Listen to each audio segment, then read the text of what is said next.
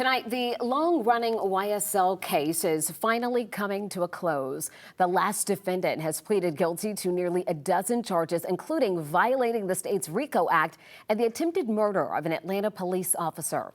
But as our Grace King explains, he'll still have a chance at life outside of prison.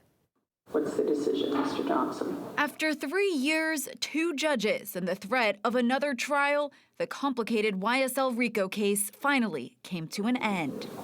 Yes.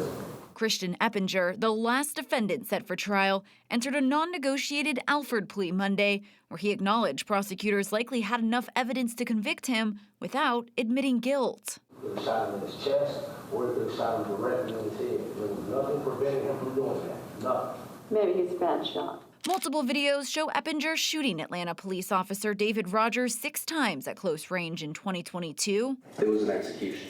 He wanted to kill this officer, and he made every attempt to do it. Prosecutors charged Eppinger with attempted murder, possession of a firearm, and more, in hopes of putting him away for life. We don't know if he'll come home, but our ability to do that is backstopped in the belief that you, Judge, and the courts are going to show up for us the way we show up for you. Ultimately, Judge Paige Reese Whitaker sentenced Eppinger to 40 years in prison, followed by 35 years of probation, but said he could serve this sentence at the same time as a prior armed robbery conviction. That means that he can see the end of the tunnel. There's a possible date that he may get out. Attorney Eric Johnson said these guilty pleas won't add much prison time, if any.